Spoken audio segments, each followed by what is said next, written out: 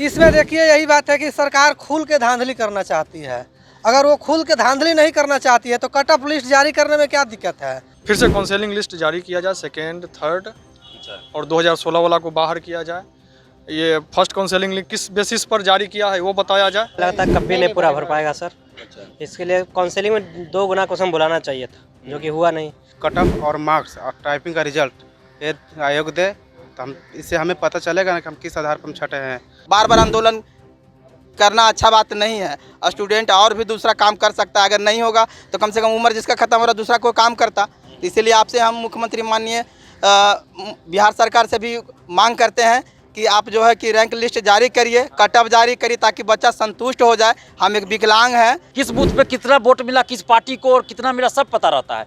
लेकिन यहाँ जो लाखों स्टूडेंट 25 लाख लगभग स्टूडेंट्स है बिहार में प्रतियोगी परीक्षार्थी, इन लोगों को ये नहीं बताया जाता है कि OMR शीट का कार्बन कॉपी आपको मिले, नहीं दिया जाता है। यहाँ तक कि क्वेश्चन भी नहीं दिया जाता है, आंसर नहीं बताया जाता है कि किस क्वेश्चन का क्या आंसर मारा गया है। हम लोग का मांग है कि चाहे वो दरोगा बहाली हो, 26 दिसंबर को PT परीक्षा है उसमें भी, और BSSC का जो अभी काउंसलिंग का लिस्ट जारी हुआ है, सिपाही बहाली का जो रिजल्ट है, आप सभी प्रतियोगी परीक्षा में आप OMR शीट का कार्बन कॉपी दीजिए, क्वेश्चन बुकलेट दीजिए, आंसर की जारी कीजिए और रिजल्ट प्रकाशन के साथ ही कट ऑफ सभी परीक्षार्थी का मार्क्स जारी कीजिए। ये हम लोग का डिमांड है और इसके साथ हम लोग कोई समझौता नहीं करने वाले हैं। और जब तक ये चीज़ लागू नहीं किया जाएगा बिहार में, हम लोग छोड़ने वाले नहीं हैं। और ये दरोगा बहाली में जो खुलेआम गुंडागर्दी की जा रही है, तो सुनीत कुमार जी अब होशियार हो जाए कि हम लोग को हर हाल में OMR शीट की कार्बन कॉपी और क्वेश्चन बुकलेट चाहिए। अगर आप नहीं देते हैं तो 26 दिसंबर के बाद फिर ऐसा बवाल होगा, ऐसा आंदोलन होगा कि आप सोचना मुश्किल है कि कैसा होगा। हम भी नहीं जानते कि कैसा होगा।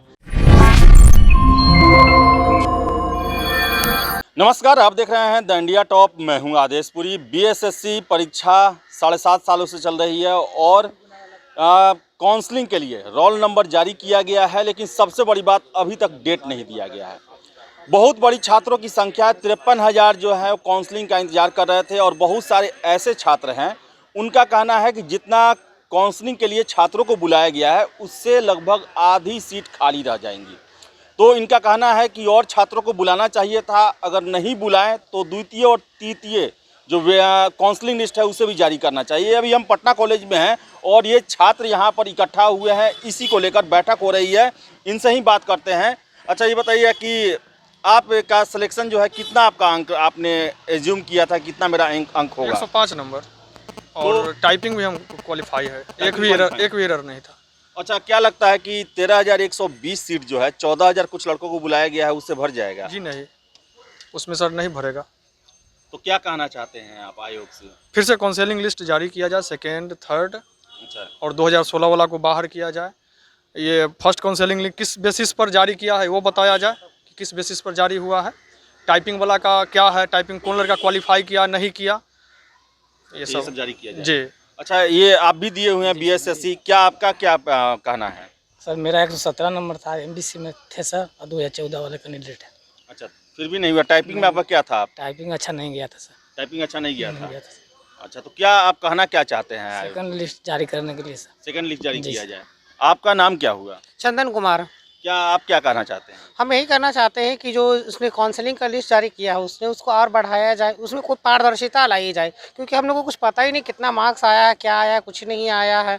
फर्स्ट लिस्ट एग्जाम हो उसमें भी नहीं आया, PT मेंस में कुछ भी नहीं आया, तो उसको पारदर्शिता लाई जाए और इस काउंसलिंग जो लिस्ट जारी किया उसको फिर से संशोधित करके जारी किया जाए, कट ऑफ नंबर जारी किया जाए उसको। क्या लगता है कि पूरा सीट भरेगा कि नहीं, जो अभी पहला फेज में बुलाया गया? नहीं लगता है कभी नहीं पूरा भर पाएगा सर। इसके लिए काउंसलिंग में 2 गुना क्वेश्चन बुलाना चाहिए था, जो कि हुआ नहीं। हर बार हम लोग इसी के मुद्दे पे आंदोलन भी किए हैं, हर बार कि 2.5 गुना या 2 गुना कम से कम दिया जाए, मगर आयोग अपना मनमाना रवैया 1.1 रटते रहा, वही दिया। इसमें भी अगर देता निष्पक्ष होकर नंबर बता दिया तो कोई दुख हमें नहीं था। हमको पारदर्शिता चाहिए। अगर कोई छट रहा तो कितना नंबर से छट रहा है, हुआ है तो सबका कितना नंबर पर रहा है, कुछ भी पता नहीं सर। ना तो आप OMR शीट दिए हैं, ना क्वेश्चन बुकलेट दिए हैं, हमें क्या पता आप क्या कर रहे हैं नहीं रहे। ये तो सीधे धांधली है, तानाशाह रवैया हो रहा है। आपका क्या प्रॉब्लम है? सर हम हिंदी इंग्लिश दोनों टाइपिंग कर दिए हैं और मार्क्स भी मेरा 100+ था, तो मेरा भी रिजल्ट नहीं दिया है। ठीक है सर, हम लोग मेरा मांग यही है कि कट ऑफ और मार्क्स और टाइपिंग का रिजल्ट ये आयोग दे तो हम इससे हमें पता चलेगा ना कि हम किस आधार पर हम छटे हैं। बस। आपका क्या प्रॉब्लम है? यही है सर, मेरा आ रहा है 110 नंबर और टाइपिंग दोनों में फेज पार कर लिए थे, लेकिन फिर भी जो है नंबर में जो है काउंसलिंग में मेरा नाम नहीं है, नंबर नहीं है। तो यही कहना है कि कौन आधार पर कैसे रिजल्ट दिया गया है, कुछ समझ ही में नहीं आ रहा है। एक आधार बनाया जाए कि किस आधार पर दिया गया है। आपका क्या प्रॉब्लम है? आपका क्या चाहते हैं? आप कितना काउंसलिंग में बुलाया जाए कैंडिडेट को?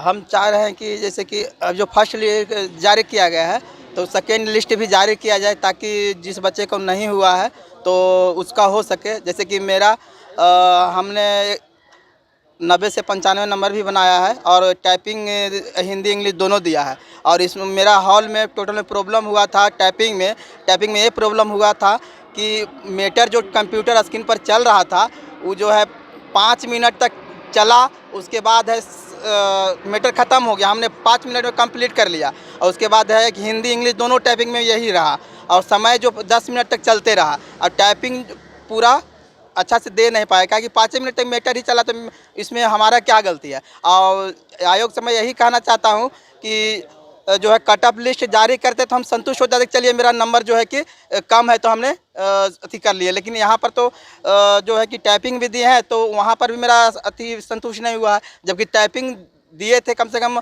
हमें 8 घंटा 12 घंटा मारते थे टाइपिंग सर्विस के लिए। हम सोचे थे मेंस भी हो गया, पीटी भी हो गया, दोनों तो लास्ट चांस है। तो इसमें हम बहुत मेहनत किए थे, समझे कि ना। और अगर ऐसा किया तो माननीय मुख्यमंत्री से भी मैं आग्रह करता हूं कम से कम दूसरा लिस्ट जारी किया जाए और जितने भी छात्र हैं उसको अपना मार्क्स दे के, और ताकि लड़का संतुष्ट हो। बार बार आंदोलन करना अच्छा बात नहीं है।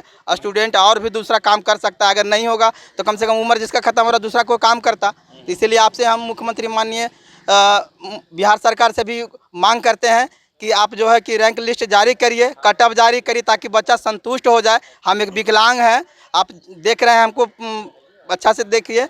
और जो है कि बहुत दिनों से तैयारी करे तो हमको हमारा भी जो यहाँ पर अथी आशा लगा हुआ था कि कम से कम 7-7.5 साल के बाद कम से कम रिजल्ट दे रहा तो हो सकता हो जाए, लेकिन यहाँ पर नहीं हुआ तो मैं बहुत दुखी हूँ।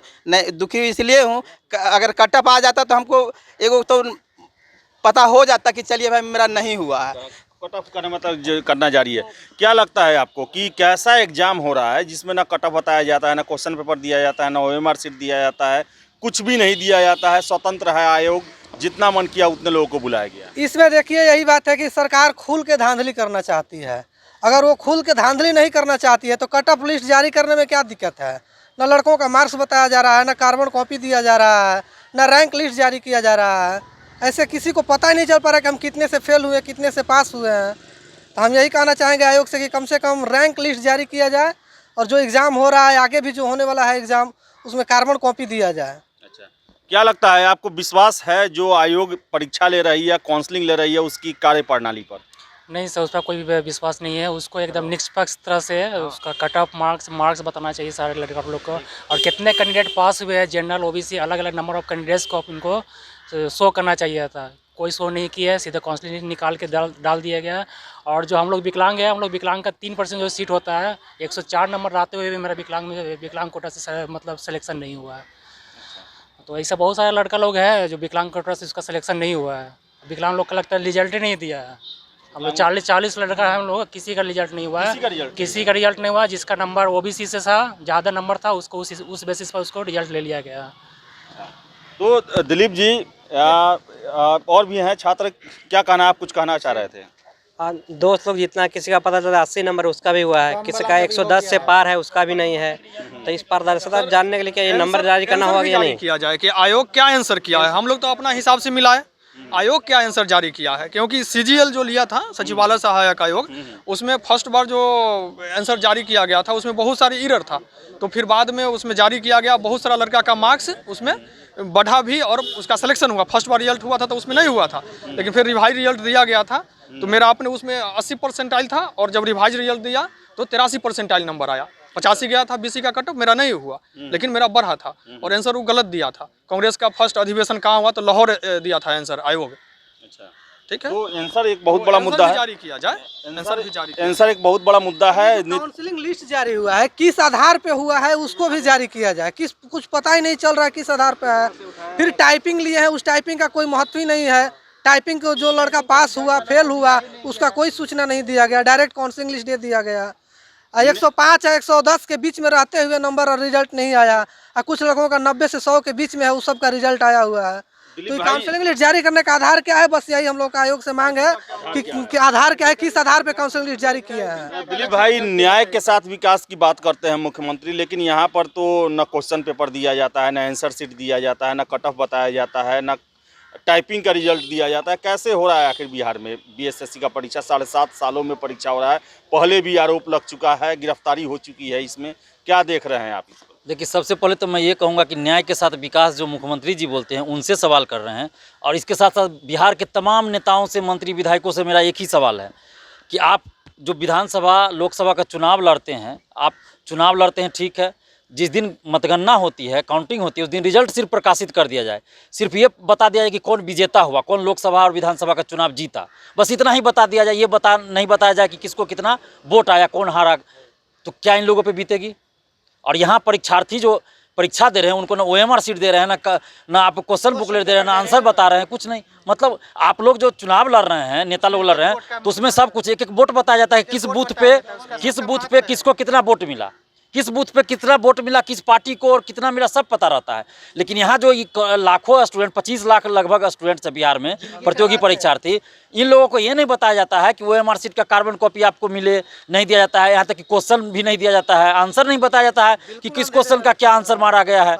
आप बताइए, अभी क्वेश्चन कुछ पूछे, आंसर वो क्या मारा नहीं मारा कुछ पता नहीं चला, रिजल्ट दिया जा रहा है, तो किस आधार पे आप रिजल्ट दे रहे हैं? कम से कम ये तो बताइए, कट ऑफ जारी कीजिए, सभी परीक्षार्थियों का मार्क्स बताइए। जो लोग कम से कम असफल हुए उनको इतना तो पता चले ना कि कितना मार्क्स से वो असफल हुए, ताकि वो तैयारी करे, किस क्वेश्चन का आंसर क्या आयोग ने माना, इनको भी पता चलना चाहिए, ताकि वो उस गलती को सुधार सके।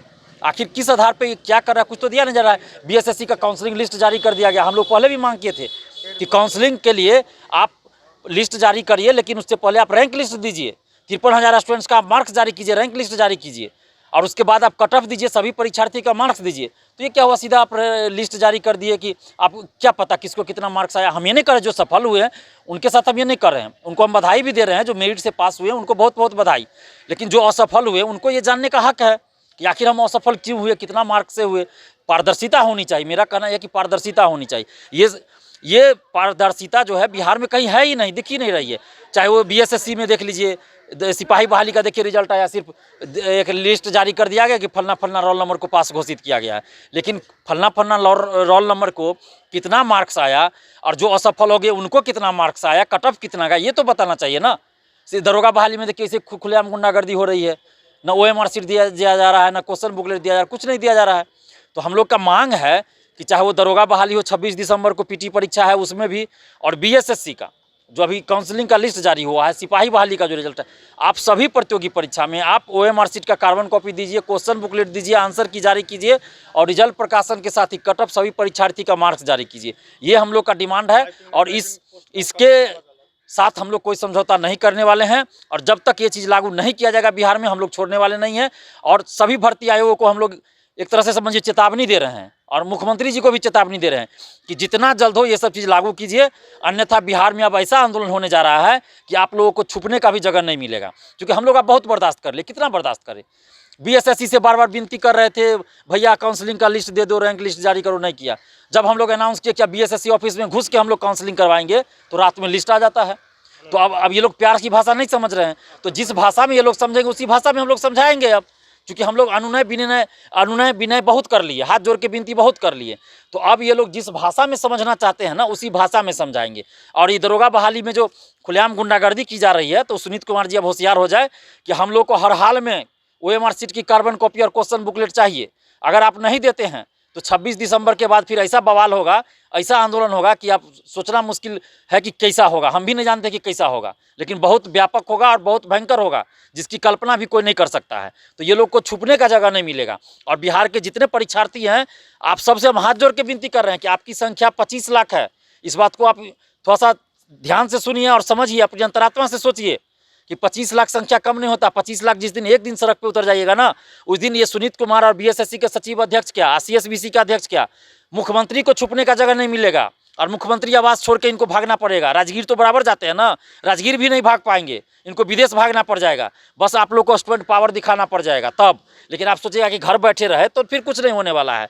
तो फिर ऐसे ही घर बैठे रहिए और मनमानी सरकार और आयोग को करने दीजिए। लेकिन जिस दिन आप लोग एक साथ सड़क पर उतरिएगा उस दिन भर्ती आयोग की मनमानी बंद हो जाएगी, सरकार की मनमानी बंद हो जाएगी। और ये अब आप लोगों को सोचना है। हम तो बार बार आप लोगों से अपील कर रहे हैं, लेकिन आप लोग घर बैठे चाहते हैं। कितने लोग आते हैं, आप लोग खुद अपनी अंतरात्मा से पूछिए कि जब भी आंदोलन करते हैं तो कितने लोग सड़क पे आते हैं, कितने लोग आते हैं। दिलीप जी, एक और बात है कि दरोगा के बहुत 700 से 800 कैंडिडेट जो हैं इसके काउंसलिंग में हैं, फिर से आपको ईएसआई के कैंडिडेट हैं, फिर से रेलवे में, चाहे और भी बीपीएससी में। क्या लगता है कि केवल ये काउंसलिंग करा के आधा अधूरा सीट भर के ही दूसरी बहाली प्रक्रिया शुरू कर दी जाएगी? नहीं, ऐसा हो ही नहीं सकता है। अगर एक भी सीट इस बहाली में खाली रहे तो बीएसएससी के सचिव अध्यक्ष का ईंट से ईंट बजा देंगे। हम पहले भी कह चुके हैं, अभी भी कह रहे हैं, हम लोग अब बर्दाश्त नहीं करेंगे।